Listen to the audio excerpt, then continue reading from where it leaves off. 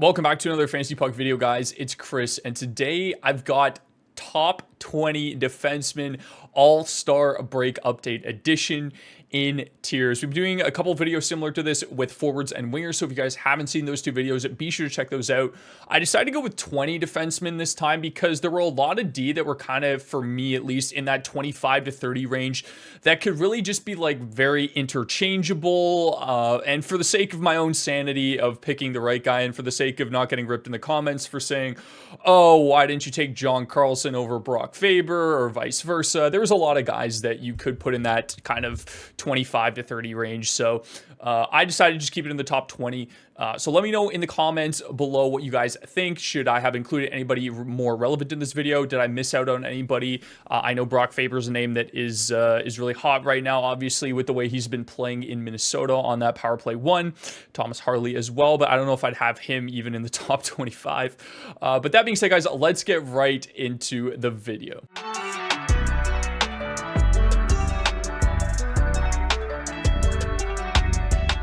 Again, guys, the criteria for this video is going to be these categories: goals, assists, power play points, shots, hits, and blocks. This is kind of the default scoring. Not going to worry about plus minus or anything like that because I don't really think it has to do with the player's value. So we're just going based off of those categories for right now. And starting us off, we have Evan Bouchard of the Edmonton Oilers. 11 goals, 32 assists, 20 power play points, 121 shots, 33 hits, and 61 blocks on the year. I think the biggest thing with Bouchard is that he is really close to a point a game so far. 43 points in 45 games for Bouchard. He's been unbelievable. That Edmonton power play is elite. I'm really thinking I want to put him into S tier, especially because of the shot volume. He definitely doesn't do too much in terms of other peripherals for hits and blocks. I think for right now, I'm going to put him in the A tier. I think there's justification to have him in the S tier, and I might bump him up there. I usually do a little revision at the end of the video to kind of change things around, or if I see anything fit to move players into different tiers. But I think starting us off, Bouchard's been great this year. Really would be a true S tier player if he could bring up those hit or block volumes. But for Bouchard, 121 shots already on the year is fantastic. And then you combine the fact that he's, like I said, 43 points in 45 games with 20 power play points already. I think I'm going to put him in S tier. I changed my mind. I think I'm going to stick him in S tier to start things off, and we'll see where everything else lands. We were pretty high on John Carlson this year for a bunch of reasons. He's usually around the 60-70 point defenseman. I think the age curve is starting to hit him a little bit, along with some of his fellow Washington Capitals, which is kind of why you've seen a little bit of a dip in his production recently. I'm going to have him in C tier. He's not really close to a point a game per defenseman at all. His shot volume is solid, albeit as well as his block volume at 105. The leader in blocks currently is Jacob Trouba with 142, just for reference. So his block numbers are actually like pretty solid. Doesn't bring too much in the hits category, but again, you're not seeing an elite shot volume out of him or some type of elite level of production or power play points. So for right now, I'm going to have John Carlson in the C tier. Next, we have Rasmus Dahlin of the Buffalo Sabres, and even though he's not at a crazy high point total with 13 goals, 25 assists, 13 power play points, 140 shots, 90 hits, and 91 blocks, the shot volume is the second best in the National Hockey League amongst defensemen, only below one other person in this tier list, which I'm sure you all could guess who. He's been just fantastic across every single category this year. Even his goal totals are really high at 13 for a defenseman. That's really solid. I would have liked to see a little bit more power play upside out of Dahlin. I know we saw him at the 32 power play point mark last season. He's at 13 this year. But the shot volume's just been so good, like I said, and he also chips in the hits and blocks categories as well, being at 90 hits and 91 blocks. Very, very solid across the board. He's deserving of the S tier, even though he isn't really close to a point a game offensively. He's been very, very good in every single category that you want out of a defenseman this year. Definitely deserving of the S tier. Up next, we have Noah Dobson. If there was an S plus tier, Noah Dobson would be in it. Just given the fact that where you were able to get him in drafts this year, I criminally took Alex Pietrangelo one pick before Noah Dobson in one of my drafts, and I've been kicking myself for it since. This guy's just an absolute stud. We talked about him earlier in our preseason videos about how Maybe it was like live streams as well too, but I did mention that we weren't really sure if Dobson could reach that elite level of production, just given how the Islanders were in terms of their play style and how defensive they were as a team. And we didn't really see Dobson being able to give or be given the green light to where like he's just so productive offensively now. 6 goals on the year, but 46 assists with 20 power play points already. Last year's high for him was 19, 115 shots on the year, 40 hits, and 119 blocks, guys. He's just been an absolute stud on the blue line. I'm so excited to see this guy kind of grow into that elite defenseman role in New York. He's shown that he can do it. He's just been so good this year. I'm really kicking myself for not drafting him, but he's just been fantastic. Well deserved in the S tier. Vince Dunn is 10th amongst defensemen in points this year, guys. He's got 8 goals on the year with 29 assists, 14 power play points, 95 shots, 25 hits, and 44 blocks. Again, just a defenseman kind of similar to Evan Bouchard, where I would have liked to see more in terms of his peripherals to really solidify him as an elite defenseman. I think just given the fact that he is top 10 in scoring for defensemen, I want to put him in the A tier immediately. It's going to depend on kind of where everybody else fits along, but I think for right now, Dunn is deserving of that A tier just because of how productive he's been. The shot volume isn't like outstanding by any means. Like it's not anything like Dahlin where he's like at 140 shots, but 95 is pretty solid amongst defensemen, and he should beat his career high of 149 shots last season. We did really see kind of a dip in his hit volume this year, as well as last year's total was 115 hits, and he's only at 25 this year. So interesting kind of development with that for Dunn. He was a really, really good draft steal if you guys got him anywhere outside of the 6th round, which is where he was going in some drafts. Dunn's just been great so far this year. Very, very solid across the board. And like I said, top 10 in scoring amongst defensemen. So I have him in the A tier. Up next, we have Adam Fox, the exact same amount of points as Vince Dunn, 37 on the year, but in 6 less games. So he's only 3 points back of being a point per game defenseman. He's got 8 goals on the year with 29 assists, 20 power play points, 68 shots, 14 hits, and 56 blocks. Really, really underwhelming peripherals. I think I'm going to have Fox in the B tier. I really like his power play totals, obviously being at 20. New York is just fantastic on the power play. He really quarterbacks that power play extremely well. Do I think we're going to see another 70-point season out of the guy? I don't know, given his point totals already, but he is, like I said, around a point a game, and just because he kind of missed a little bit of time during the regular season, his numbers are kind of at least a little bit underwhelming on paper, but I think he is deserving of the B tier. He's solid. He's usually a lock for 70 points as a defenseman, but again, the big thing with Fox is the fact that he doesn't bring a lot in terms of shot volume. Last year's total was only 159 shots, but he does block quite a bit, and his last year's total was 125 blocks. But again, like he missed a little bit of time, and it seems like his peripherals are just not where they were last season. But his point production is obviously there, and an elite power play defenseman. So for that reason, I'm going to have him in the B tier. Victor Hedman is one of 4 defensemen that are over a point a game so far this season. Noah Dobson also being the other one that we've covered so far. They actually have the exact same point per game average at 1.04. Hedman has just been unbelievable this season. He's going into the S tier for me. 9 goals, 41 assists, 21 power play points already on the year with 101 shots, 29 hits, and 58 blocks. The biggest thing for me has been the shot volume. He continues to be a very, very solid defenseman when it comes to his shot volume.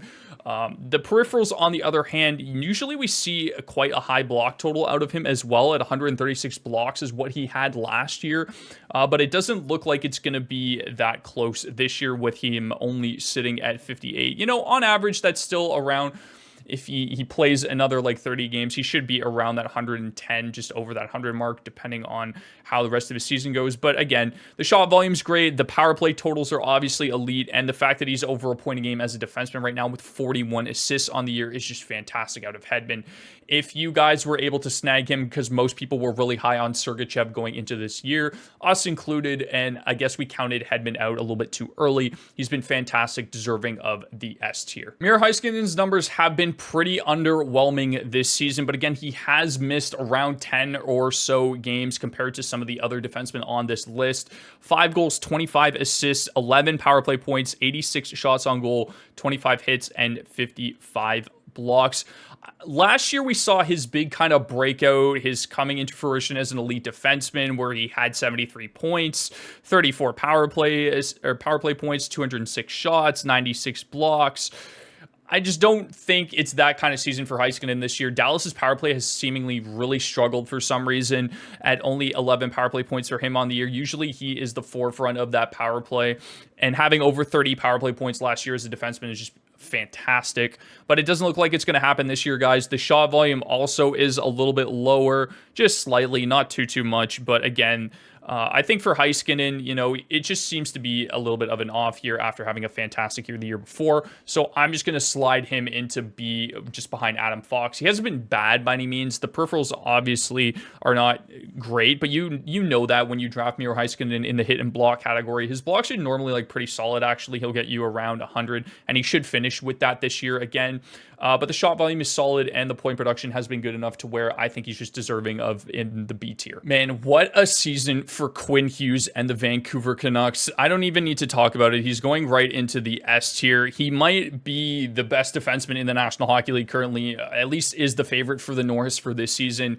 12 goals already on the year with 50 assists and 23 power play points. He's going to absolutely shatter his previous career high. Last season, again, just a fantastic year out of him with 76 points, 34 power play points, 154 shots. And that's really been the biggest outlier, or not even an outlier, just the biggest improvement for Quinn Hughes so far this season. It has been the shot volume.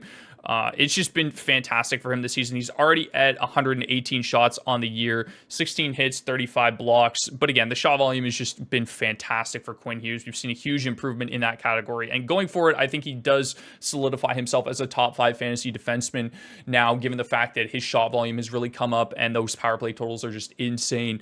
So for Quinn Hughes, again, deserving of the S tier. Looking at Roman Josi, one of our all-time favorite defensemen, and when it comes to fantasy hockey, for the sole reason that his shot volume is just ludicrous.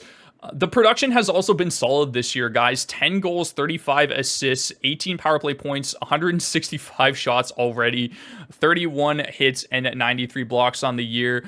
Honestly, like, this season has been really solid for Josi in terms of his production. We normally see him have a pretty decent block total as well, but everyone loves that insane shot volume out of Josi. It's come down a little bit since last year, but like I said, the production side has been unreal. I really want to put him into S tier, just given the shot volume and the fact that he kind of hovers around a point a game defenseman. He's not at it right now. I think he's at a 0.88 points per game currently. But for Josi, he just seems to be like slowing down a little bit, maybe a little because of his age. He doesn't quite reach those elite numbers in terms of defensemen anymore, like Quinn Hughes and Cale Makar do. But the shot volume is just like untouchable. Nobody else seems to be close to him. I think the second highest is Dahlin at 140 shots. So that's the comparison for that, where Josi's at 165, an extra 25 shots out of your number one defenseman there. I think Josi is deserving of the S tier, just given the fact that the shot volume is so good, along with the fact that he does have a decent block volume as well, even though he lacks in that hit category. It's looking like another solid season out of Josh Morrissey. Not quite the one that we saw last year where he eclipsed that 70-point mark, but again, very, very solid out of him so far. 7 goals, 27 assists for 34 points on the year. Again, kind of in that similar point per game range as you saw like Vince Dunn, for example, who's at 37. But Morrissey's been solid, 120 shots on the year, 38 hits, and 69 blocks. So the blocks and hits peripherals aren't the best, but again, that point production alongside the shot volume has been good. The only really thing where I've had a little bit of gripe with Morrissey is the power play point totals. He's only at 8 this year, which is very surprising. Winnipeg seems to be out generating their power play offense from not him, apparently, given last year's total where he had 28 power play points on the year. He was very solid. I'm going to throw Morrissey into the B tier. Heiskanen has a higher point per game total with 30 points in that span. But like Morrissey has just been solid overall across the board. Again, guys, these aren't necessarily in order of like, say, Fox is 1 in the B tier. It's just based off of the tiers. So I think Morrissey is deserving of that B tier. His power play point totals really kind of bring his rating down a little bit. I would have thrown him into A if he was anywhere around that kind of like anywhere between like 15 and 20 power play points on the year. I probably put Morrissey into the A tier. Up next, we have Morgan Rielly of the Toronto Maple Leafs. He's already eclipsed his point totals from last season with 7 goals, 34 assists, 125 shots. That is 1 less than his total last year, as well as 39 hits, 92 blocks on the season, and 15 power play points. Morgan Rielly is definitely going to slot in that A tier. He's 7th amongst defensemen in points so far, has a good shot volume of over 125 shots on goal, and 92 blocks to go along with that is very, very solid for a defenseman. He's just been fantastic for the Leafs this year, regardless of, you know, how good the top 4 in Toronto has been. Morgan Rielly has been a stud for them so far this season and is deserving of the A tier. Mike Matheson was somebody that we were really, really high on early on in the season, just given his previous point totals and due to the fact that he did see a little bit of injury trouble in the past. We knew that if this guy could stay healthy, he would be a very, very solid defenseman. One of Mike's great picks that he had in preseason this year for D. He's going into the A tier, guys. He has the same amount of points as Josh Morrissey, 7 goals, 27 assists. He's got 19 power play points, so double what Morrissey has. He's got 127 shots, which is similar to what Morrissey did. Only 27 hits, which is fine, but 102 blocks on top of that for Mike Matheson. He's been absolutely fantastic for Montreal this year, plays a ton of minutes on top of that, and has just solidified himself as the #1 power play guy there. I think it's a really, really good look for Matheson going forward if you guys own him in leagues. If you guys were able to grab him even off of waivers or anything like that, he's been an absolute stud for you guys this year. Well deserving of the A tier given his peripherals and his point production combo. Up next, Kris Letang, 29 points in 46 games played. Somebody that I was a little bit hesitant on just based off of his production that we saw last year, where half of his points came from the power play. How was that going to mesh with Erik Karlsson coming in this year? He's been pretty solid, I won't lie to you, with 29 points already. Only 3 goals, but 26 assists. Only 2 power play points on the year, 94 shots on goal, 78 hits, and 75 blocks. Solid across the board in terms of his peripherals. He always seems to be that way whenever he is healthy, and that's the biggest caveat with him is, can this guy stay healthy? And he has been so far this season. I think just given the dip in production and the lack of power play points, I'm going to throw him into the C tier for right now.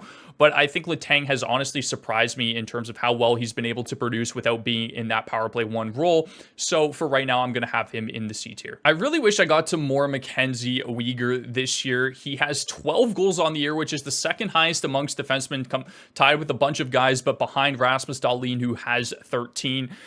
17 assists on the year with 6 power play points, 121 shots, 84 hits, and 118 blocks. That's the biggest thing with MacKenzie Weegar is the peripherals that you get on top of those point productions. Again, very, very similar to Kris Letang, given the fact that he's very, very solid across the board in terms of peripherals. I think he's a little bit better than Letang in terms of those peripheral stats. And then you mix in the 12 goals as well. Weegar is just a solid peripherals guy, and then you add a little bit of offense on top of that. Very similar to a guy like Jacob Trouba, for example, who is the league leader in blocks and like top 5 or top 6 amongst defensemen in hits, who I wanted to include in this video, but I decided to keep him out just given the fact that his production just really hasn't been good this year, even though he is a shot volume and hit and block machine. But again, back to Weegar, I think he's been solid this year. I'm going to throw him in the B tier, I think, just given the fact that he is very, very solid across the board amongst shot volume, blocks, and hits. It's very rare that you get players like that and that will chip in from a decent production standpoint as well. Like I said, 29 points on the year is solid amongst defensemen. And then you mix in that he's got over 120 shots and over 115 blocks and then 84 hits on top of that. Weegar has been solid this year, guys. Up next, we have Filip Hronek of the Vancouver Canucks, I'm throwing him in the category of pleasant surprises amongst defensemen this year. He's been very, very good playing alongside Quinn Hughes in Vancouver, as you can tell. Reminds me a lot of Devin Taves and how he just kind of, not that rides the coattail of Cale Makar, because I don't think that gives him enough credit as a defenseman, but complements him really, really well, and he's definitely been contributing in Vancouver this season. 3 goals, 39 or 33 assists with 9 power play points, 94 shots on goal, 36 hits, and 45 blocks. The same point total as Vince Dunn, but I think the reason that I'm going to throw him into B tier is just given the fact that his peripherals are kind of lackluster. Same shot volume as Vince Dunn as well, but I think where Dunn kind of doubles up on a guy like Hronek, for example, is just the power play point totals. Hronek's only got 9 on the season so far, and given the fact that he doesn't really hit or block along with that, it's just not deserving of the A tier, in my opinion. I think he's been very, very good if you were able to grab him in leagues. Even if you just got him off of waivers, he's been fantastic for you this season. So I'm going to have him in the B tier, but not quite in the A tier. Up next, we have Cale Makar with 59 points in 45 games, a higher point per game total than even Quinn Hughes this season at 1.31 points per game. We talked extensively about how this could be the year where Cale Makar solidifies himself as a top 5 fantasy asset, and I think he has done it in fold this year already. He's going to get thrown immediately into the S tier without even a bat of an eye. 12 goals. He is second, again, tied with a bunch of guys with 12 goals amongst defensemen behind Rasmus Dahlin, who's at 13. 27 power play points already on the year with 138 shots, only 2 behind Dahlin for second. 22 hits and 83 blocks on top of that, guys. This guy's just an absolute stud. Erik Karlsson is coming in with the same amount of points as Mike Matheson and Josh Morrissey. Again, really, really underwhelming this season, in my opinion, for Erik Karlsson after coming off of last year's 25 goals, 76 assists, 209 shots, 90 blocks. Like, it was very difficult to repeat that season to begin with, given Carlson and his age. But then you throw him into a completely different environment, and we haven't seen quite the level of production that we expected in Pittsburgh. 7 goals, 27 assists on the year with 10 power play points, 109 shots, 18 hits, and 48 blocks on the season. I'm actually going to throw Carlson in the C tier for a couple reasons. He is well behind Morrissey and Matheson in terms of shot volume, with only 109 shots on the year and only 18 hits and 48 blocks on the season. I know there's a lot of defensemen that have similar block totals, but the fact that he's got a lower shot volume, only 10 power play points on the season, and has been pretty underwhelming in terms of offense, I just think with Carlson, again, we really need him to produce at a extremely high rate in order for him to be relevant in fantasy hockey. Next is Charlie McAvoy of the Boston Bruins. Now, he has missed a couple games so far this year, guys. 41 on the year with 33 points. That puts him at a 0.8 points per game average. Usually what we see out of McAvoy is a very, very well-rounded shot, hit, and block volume, and this year has been no different for him. 7 goals on the year with 26 assists, 12 power play points, which is his bread and butter. Like I said, he has missed some time a little bit. 78 shots on the year, 55 hits, and 85 blocks. The biggest problem is that even though McAvoy is well-rounded when it comes to his peripherals, he doesn't really excel in any of those categories. Really, the big benefit to having McAvoy on your team is he's a 60-point defenseman that gets you a ton of power play points and then kind of rounds out your peripherals categories with shots and blocks primarily. I think just with McAvoy, he's solid. He's a B tier player, in my opinion. I think he should be around that 55, 60 point mark again this season. Very, very good on the power play as well. Doesn't quite have the shot volume and hit and block volume as some of the other guys in this B tier. But given that combination of point production and those peripheral stats as well, I think you would much rather have him than a guy like John Carlson or Kris Letang or Erik Karlsson, to where you're getting basically the same, if not better, peripherals than all 3 of those players with a better point production or power play total as well. So I think I'm going to have him at the bottom of the B tier. Finishing up our list, we have Moritz Seider of the Detroit Red Wings. Somebody that I personally was really high on this year. I thought Detroit was really going to give him the green light in terms of just being that power play 1 defenseman and utilizing him in a more offensive role, which he's shown that he could potentially be in. we haven't seen that at all this year out of Seider and Detroit, just choosing to play other players, other defensemen specifically on power play 1, and him kind of getting that second power play role. I don't know what it is, if they just don't think that he's capable of it or whatever the case is. He's got 6 goals on the year with 20 assists, 13 power play points, which is honestly a lot higher than I thought it would be. Seider is very similar to a guy like a Jacob Trouba, but should benefit you more offensively and from the power play as well. Not only the lackluster production, but the fact that we've seen a little bit of drop across his peripheral categories in shots, blocks, and hits. His rates are all slightly lower than last season. I just have to have him in the C tier for right now. All right, guys, after a slight revision, I've decided not to change anything at all. I was thinking about potentially bumping Dahlin down to A tier, just given the fact that his production isn't quite alongside the rest of the guys in S tier. But the fact that his shot volume is so high this year with 140 shots, and his hit and block combo is just so good on top of that with 90 hits and 91 blocks, I decided to keep him in the A tier. Everything else is pretty standard amongst the tier list. So that's going to do with this video, guys. Let me know in the comments down below, would you have changed anything among the tier list? This will also be a link in the description where you can go and vote on which players you want in which tiers. So definitely be sure to check that out. We'll actually get live feedback on that. But again, guys, thank you so much for watching. Hopefully you guys enjoyed. Leave a like and hit that subscribe button if you did. I will see you in the next one. Have yourselves a fantastic rest of the day.